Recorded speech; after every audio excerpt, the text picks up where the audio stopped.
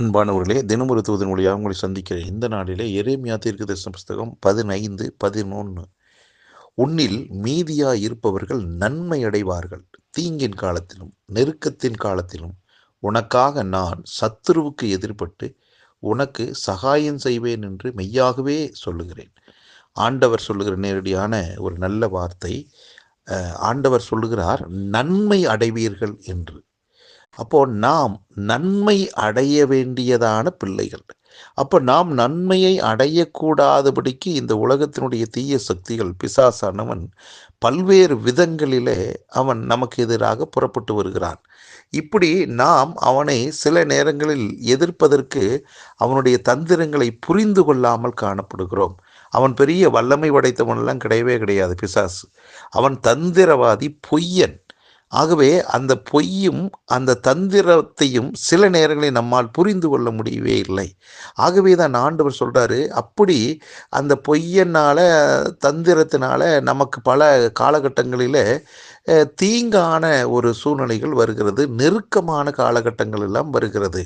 இது அத்தனையுமே பிசாசனுடைய தந்திரத்தினால நமக்கு வந்ததான அபாயங்கள், போராட்டங்கள், சறுக்கல்கள், தோல்விகள் தான்.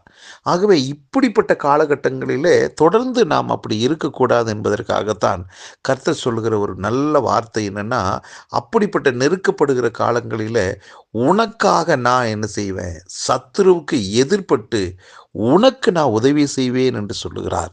இன்றைக்கும் அருமையான இந்த வார்த்தை கேட்டுக்கொண்டிருக்கிற நம் யாவருக்கும் கர்த்தர் கொடுக்கிற நல்ல வார்த்தை என்னன்னா, நம்முடைய வாழ்க்கையில் நாம் முன்னோக்கி போக முடியாதபடிக்கு பல விதங்களில் பிசாசனுடைய தந்திரங்களும் சூழ்ச்சிகளும் நம்மை தடைப்படுத்தினது.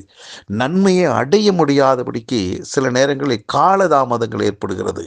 இதையெல்லாம் கருத்தில் வைத்துதான் கர்த்தர் நமக்கு எதிராய் புறப்படுகிற அந்த சத்துருவுக்கு எதிராக தேவனே புறப்பட்டு நமக்கு அவர் உதவி செய்யும்படியாக தமது வல்லமையுள்ள கரத்தை நீட்டுகிறார். ஆகவே சிலுவையில் நமக்கான எல்லாவற்றையும் செய்து முடித்து விட்டார்.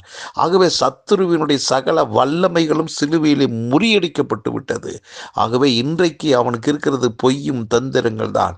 இந்த பொய்யும் தந்திரங்களை நாம் எதிர்த்து நின்று ஜெயிக்க பரிசுத்த ஆவியான நமக்குள்ள இருந்து நமக்கு உதவி செய்வார். இது தவறு, இது சரியானது என்று நமக்கு போதிப்பார். பிசாசனுடைய நயவஞ்சகம் என்று ஆண்டவர் காட்டி கொடுப்பார்.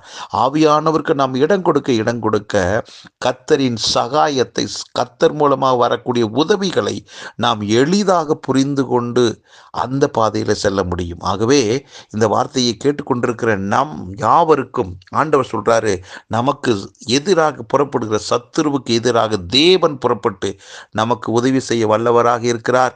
ஆவியானவருக்கு, நம்மை படைத்த தெய்வத்துக்கு நாம் இடம் கொடுக்கிற போது அவர் நமக்கு கொடுக்கிற நல்ல ஆலோசனைகள் நன்மைக்கு ஏதுவாகவே தான் இருக்கும், தீமைக்கு ஏதுவாகவே இருக்காது. ஆகவே நீங்கள் எழும்புவீர்கள், நன்மை அடைவீர்கள்.